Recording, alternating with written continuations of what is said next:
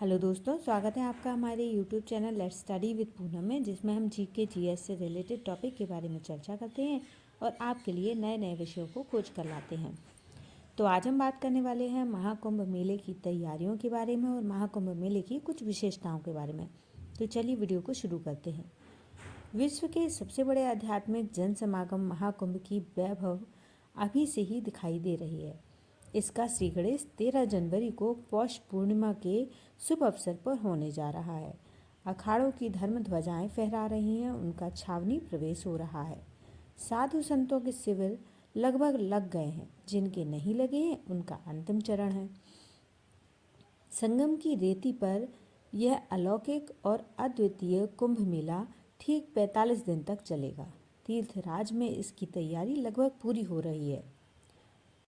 इस महाआयोजन को निर्बाधित ढंग से पूर्ण करवाने की जिम्मेदारी वहां के आईएएस विजय किरण आनंद को सौंपी गई है।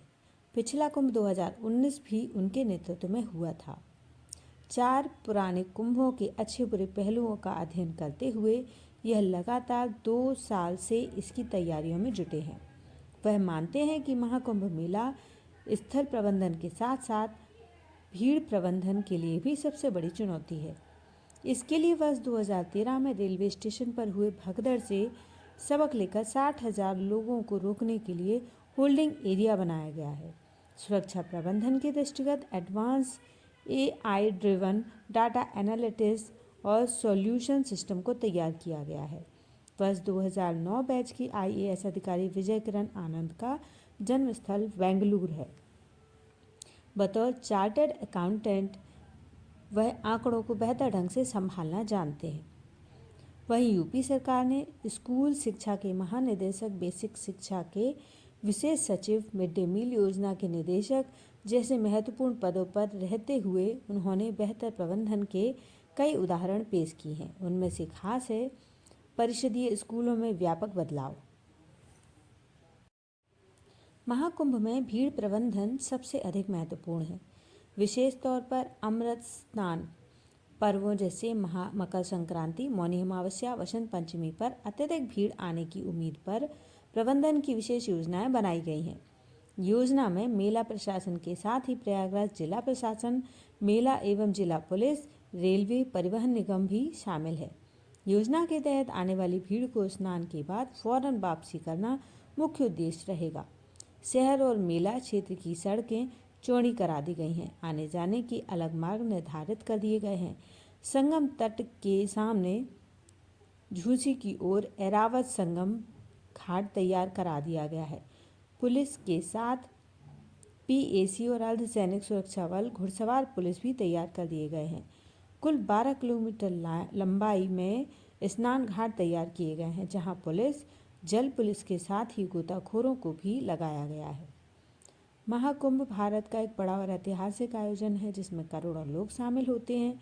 डिजिटल युग में कुंभ मेला को और विशाल एवं भव्य बना दिया गया है। यह कुंभ मेला अत्याधुनिक तकनीक और आस्था का संगम माना जा रहा है। सरकार तकनीक का ज़्यादा प्रयोग कर रही है, इससे श्रद्धालुओं को बेहतर अनुभव मिल सकेगा। साथ ही सुरक्षा व्यवस्था भी बेहतर रहेगी।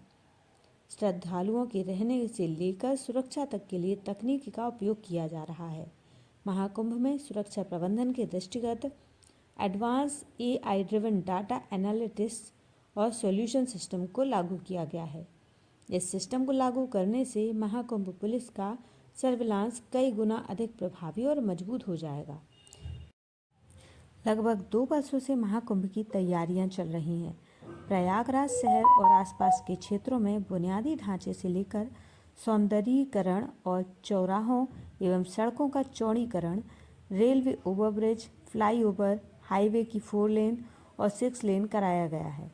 रेलवे स्टेशनों के साथ बस अड्डों का विस्तार किया गया है।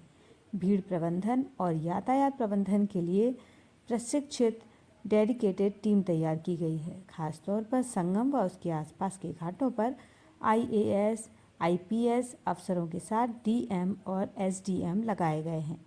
अन्य स्थान घाटों पर एसडीएम और एसडीएम स्तर के अधिकारियों को साथ फोर्स तैनात की गई है।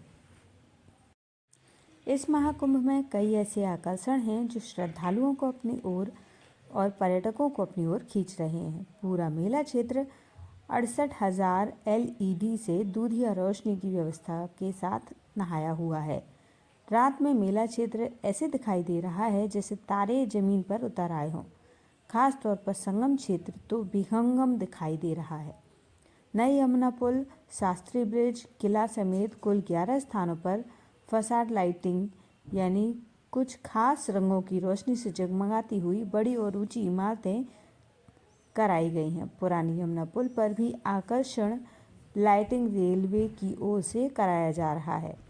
किले की दीवारों पर लेजर शो, हवाई संगम दर्शन, बेसेल और मिनी क्रूज भी पर्यटकों को आकर्षित करेंगे। शहर के चौराहों का सौंदर्यीकरण और चौड़ीकरण भी किया गया है। तो दोस्तों, यदि हमारा वीडियो आपको पसंद आए तो चैनल को लाइक, शेयर और सब्सक्राइब जरूर करें। धन्यवाद।